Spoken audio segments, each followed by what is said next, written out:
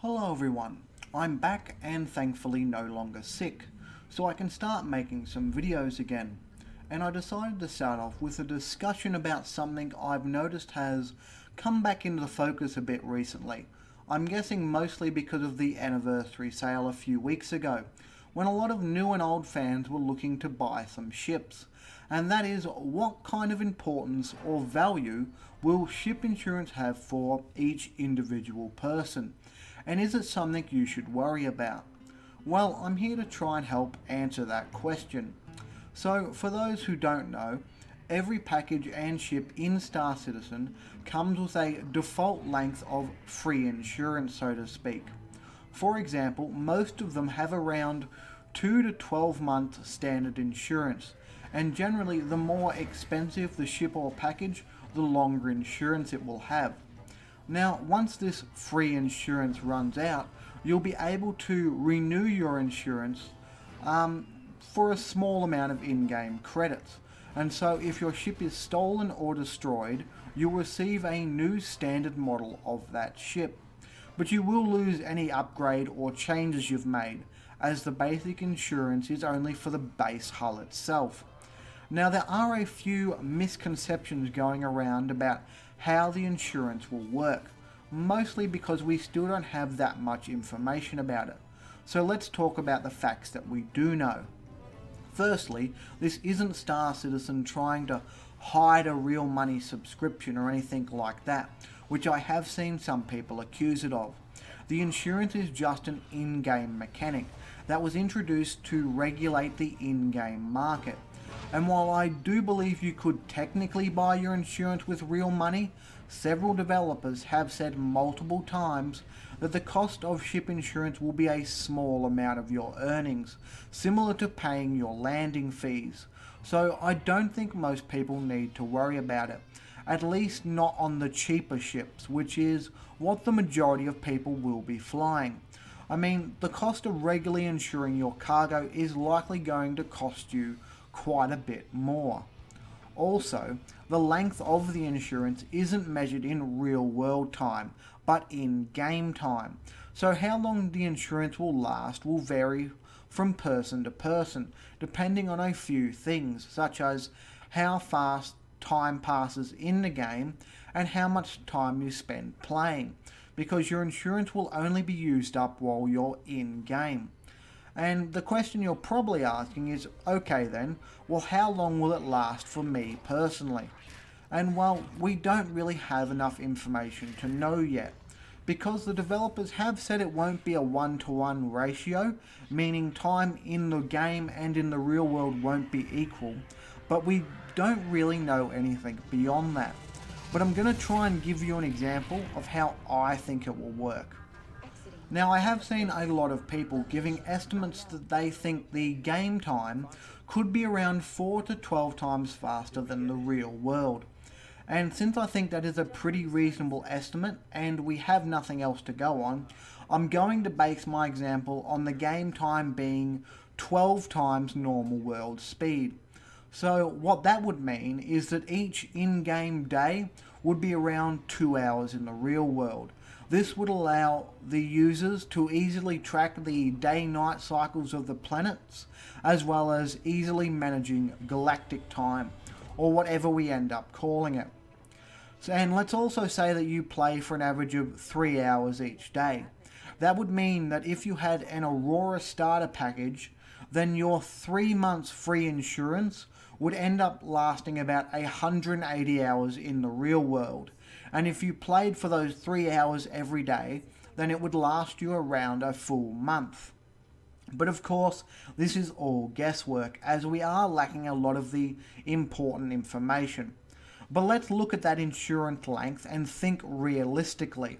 How many people are even going to use up all of their free insurance? Because 180 hours is a pretty long time, even by MMO standards.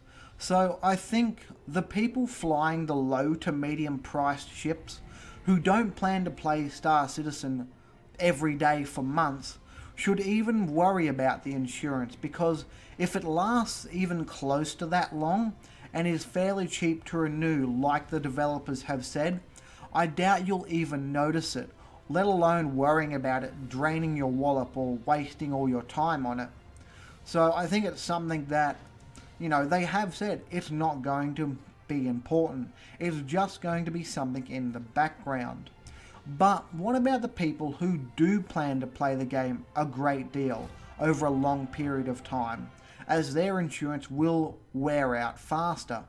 And what if they plan to buy or earn expensive ships, which will likely cost more to insure? Well, that's where a different form of insurance comes into the picture, called lifetime insurance, or LTI for short. So LTI was a reward given to early backers of Star Citizen, and it functions basically the same as the standard insurance. You simply never have to pay to renew it. So it will technically last forever, and that sounds pretty good, right? But if it was a reward for early backers, then how do you get it now? Well, it is still offered on new concept ships when they go on sale, because those ships are still subject to major changes. But there is a way to still buy almost any ship with LTI. This is because the insurance is tied to the ships themselves, not the people who bought them.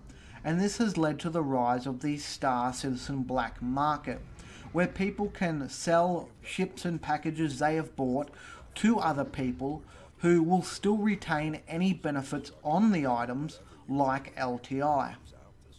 Now, I don't have a problem with people buying and selling Star Citizen items, because at the end of the day, the developers still got paid. But what has worried me is the amount of people buying packages and ships with LTI at a significantly increased price over their original sale price. Let me give you an example of what I mean. So, the Banu Merchantman was a ship that was available during the recent anniversary sale with an extended 24-month insurance for $250. Now, to buy an LTI Banu Merchantman, you'll be lucky to find one under $400. That's a $150 increase just for the LTI. There is no other benefit. And it's the same with a lot of other ships, and it becomes much worse if the ship is rare, so buying LTI costs a lot of money. So you've got to ask the question, is it worth it to try and pick up a ship with LTI at all? Well, like I said, if you're planning on spending a lot of time playing Star Citizen, you will eventually turn a profit with LTI, as you'll save money up bit by bit from not needing to pay the insurance. But it could take years to break even. So if you're buying LTI from a value standpoint, just be mindful of how much you spend. But what about someone who plans to own an expensive ship, like let's say an 890 Jump or an Idris frigate? Well, the standard insurance on those ships is likely going to cost you a lot more than insuring, let's say, a Freelancer. They'll also likely be much more expensive to replace if destroyed. So in my opinion, it might be worthwhile considering LTI, if not just for peace of mind, because with it you'll know you'll never lose that ship. But if you do decide to do the LTI route, take your time and look around for a good deal, so you don't end up spending an arm and a leg to get it. Also, for those planning to own a number of ships, I would say LTI might be a necessity there, because keeping several ships insured, especially if they are expensive ones like the Idris frigate, could be very expensive and hard to keep track of. You wouldn't want to lose a ship because you didn't realise you'd run out of time or money for your insurance, and LTI would help a great deal there. But at that point, I would say you might just want to look at buying one of the LTI packages from the official website rather than the black market, unless you really want a ship that isn't being sold.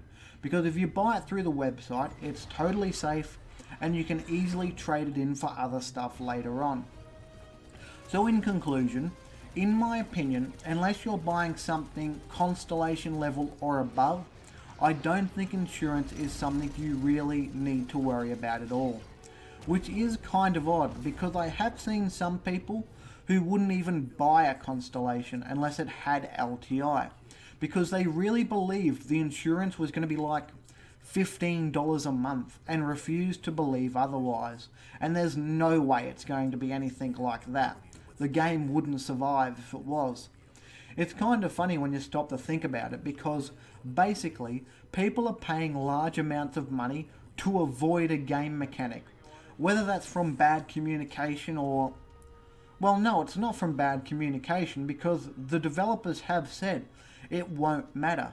I think it's just people fearing the unknown, I guess. So even if you're buying expensive ships, I wouldn't worry about picking up LTI unless you can do it at a decent price. If you can, why not? But I think a lot of people have lost sight of the fact that LTI was meant to be a small reward for early backers, not an add-on almost as valuable as the ships themselves. So I think insurance is a problem that people have made into a big issue when it really isn't. Just enjoy the game, buy the ships you want, and just look forward for things that are happening in the future.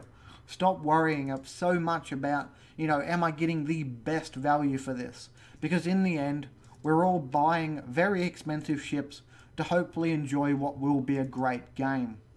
But anyway, that's basically all I had to say regarding the insurance, at least at this point in time, until we get some more detailed information about how exactly it will all work. But as always, if you liked the video and want to see more, you can subscribe to the channel. I always appreciate the support. But regardless, to everyone, thanks for watching, and I hope you all have a good day. From Origin Jumpworks.